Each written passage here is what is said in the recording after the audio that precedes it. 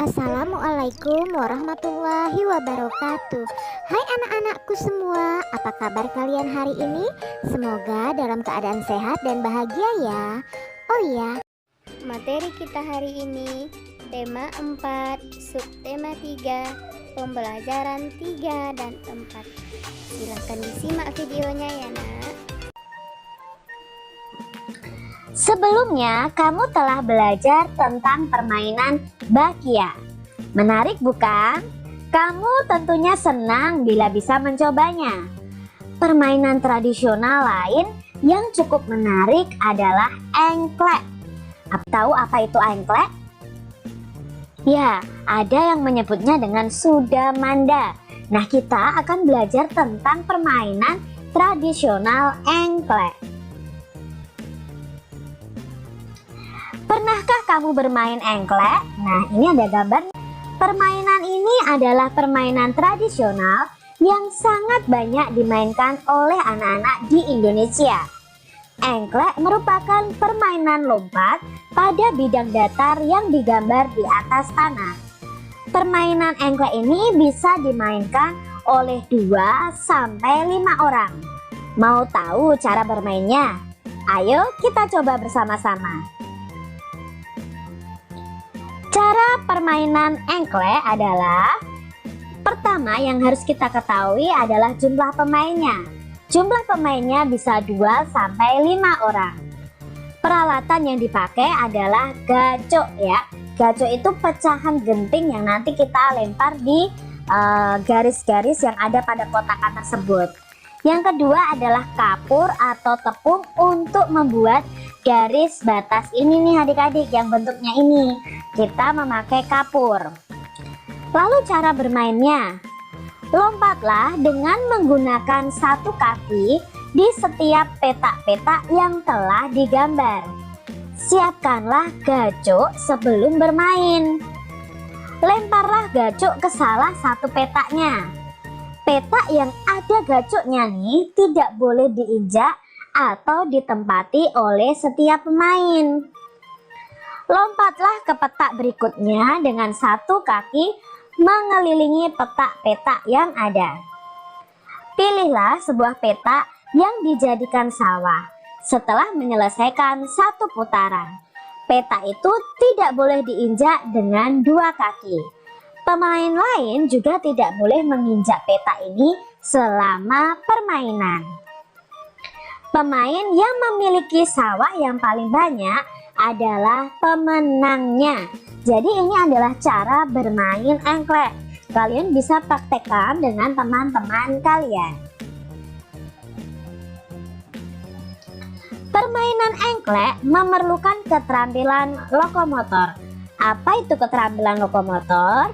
Keterampilan lokomotor yaitu kemampuan untuk melakukan gerakan anggota tubuh sehingga seluruh tubuh kita itu berpindah tempat. Keterampilan lokomotor sangat penting untuk mengukur kemampuan motorik kalian. Beberapa keterampilan lokomotor dasar yang harus kamu kuasai adalah berjalan, berlari, dan melompat. Jadi berjalan, berlari, dan melompat itu merupakan keterampilan lokomotor. Selain permainan engklek, bangsa Indonesia juga mempunyai banyak permainan yang diwariskan secara turun-temurun. Mari kita cari tahu lebih jauh tentang budaya Fahombo Batu atau lompat batu yang biasanya dilakukan oleh masyarakat Nias. Nah, kita akan belajar Fahombo Batu. Tradisi lompat batu berasal dari suku Nias. Suku Nias ini berasal dari Pulau Nias yang terletak di sebelah barat Pulau Sumatera. Lompat batu atau yang dikenal dengan nama Fahombo Batu merupakan ciri khas masyarakat Nias. Tradisi melompat batu hanya dilakukan oleh kaum laki-laki, khususnya para pemuda. Mereka adik-adik harus melompati susunan batu setinggi 2 meter dengan ketebalan 40 cm. Tradisi ini bertujuan untuk menunjukkan kekuatan dan ketangkasan para pemuda yang melakukannya. Seseorang yang berhasil melakukan tradisi ini akan dianggap hebat baik bagi dirinya maupun keluarga dan masyarakat di desa itu. Ini adalah Pahumbo Batu. Jadi kaum laki-laki khususnya yang masih muda itu harus melompati susunan batu yang tingginya 2 meter. Nah, ketebalan batu-batunya ini adalah 40 cm. Dan jika mereka bisa melompati, mereka itu dianggap hebat. Dalam bacaan Fahumbo tadi ada 3 paragraf yang kita ketahui. Nah, di paragraf pertama ini ada 3 kalimat. Kita akan bersama-sama mencari tahu gagasan pokok dan gagasan pendukung. Ingat, gagasan pokok adalah inti dari bacaan tersebut. Bisa terletak di awal paragraf, bisa terletak di akhir paragraf, atau di awal dan di akhir. Nah, di sini kita lihat kalimat pertama dari paragraf yang pertama. Tradisi lompat batu itu berasal dari suku Nias. Nah, di sini dikatakan bahwa ada lompat batu berasal dari suku Nias. Lalu kalimat kedua itu dijelaskan, suku Nias itu berasal dari Pulau Nias. Dan yang ketiga dijelaskan juga bahwa lompat batu itu dikenal dengan nama Pahumbo Batu. Nah, di sini bisa kita ketahui bahwa kalimat pertama ini adalah gagasan pokok, kalimat kedua dan ketiga adalah gagasan pendukung karena menjelaskan kalimat pertama yang merupakan gagasan pokok. Tentu kalian masih ingat ya, pembelajaran sebelumnya kita sudah banyak nih mencari tahu tentang gagasan pokok dan gagasan pendukung. Sungguh kaya budaya Indonesia. Sebagai anak Indonesia, kita harus bersyukur dengan kekayaan ini. Kita dapat mencicipi makanan beragam, bermain permainan tradisional yang berbeda, dan tentunya mengenal kebiasaan-kebiasaan yang berbeda. Banyak hal yang kita bisa pelajari dari keanekaragaman itu. Nah, di sini beberapa permainan tradisional itu membutuhkan teriakan pemainnya. Semakin banyak yang berteriak, semakin banyak pula suara yang kita dengar. Pernahkah kamu mencoba berteriak di lapangan? Apa yang terjadi ya kalau kalian berteriak di lapangan? Dan bandingkan ketika kalian berteriak di kamar mandi. Apa perbedaannya? Ya, kalau di lapangan sangat luas ya adik-adik ya. Suara kita terdengar lebih kecil, tapi kalau di kamar mandi suara kita terdengar lebih keras. Nah, di sini kita bisa menemui gendang di banyak wilayah di Indonesia. Pernahkah kamu memperhatikan bagaimana bunyi pada gendang? Gendang itu dapat berbunyi jika kulit gendang dipukul. Saat dipukul, kulit gendang akan bergetar sehingga getaran itu menghasilkan bunyi. Bunyi tersebut masuk ke sebuah rongga yang terdapat di bawah kulit. Bentuk rongga memenuhi bunyi yang dihasilkan.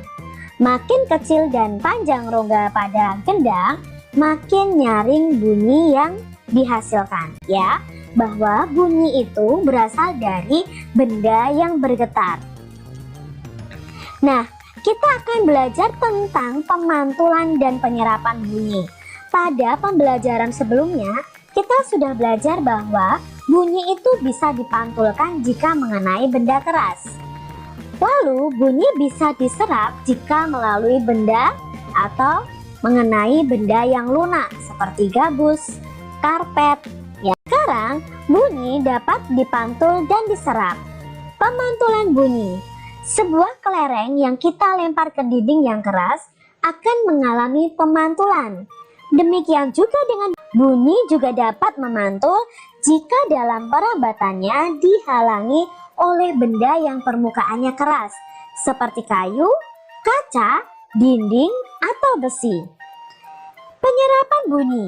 Bunyi juga bisa diserap. Benda-benda yang dapat menyerap bunyi adalah benda yang permukaannya lunak. Benda yang demikian disebut peredam bunyi. Misalnya karpet, goni, kertas, kain, busa, dan wol. Benda-benda tersebut dapat digunakan untuk mencegah terjadinya gaung atau kerdam. Nah, dinding-dinding dan langit-langit pertemuan, gedung pertemuan, studio rekaman, dan gedung bioskop biasanya dilapisi dengan bahan-bahan tersebut supaya tidak terjadi gaung atau kerdam. Nah, ini tadi tentang pemantulan dan penyerapan bunyi. Lalu di sini ada kata gaung atau kerdam. Apa itu gaung atau kerdam? Mari kita pelajari bersama-sama. Macam-macam bunyi pantul. Bunyi pantul yang pertama adalah gaung atau kerdam. Gaung atau kerdam terjadi karena bunyi yang dipantulkan oleh dinding yang jaraknya tidak jauh dari sumber bunyi. Hal itu menyebabkan datangnya bunyi pantul akan bersamaan dengan bunyi asli yang belum selesai terucapkan. Akibatnya bunyi pantul mengganggu bunyi asli sehingga suara yang terdengar tidak akan jelas. Ini adalah gaung atau kerdam. Nah, bunyi pantulnya itu datangnya bersamaan dengan bunyi aslinya sehingga bunyi aslinya itu terdengar tidak jelas. Itu macam bunyi pantul yang pertama. Lalu macam bunyi pantul yang kedua adalah gema. Nah, gema ini terjadi karena bunyi dipantulkan oleh dinding yang jaraknya sangat jauh dari sumber bunyi. Hal itu menyebabkan datangnya bunyi pantul itu setelah bunyi aslinya selesai diucapkan. Jadi bunyi pantul yang terdengar lengkap sesudah bunyi aslinya.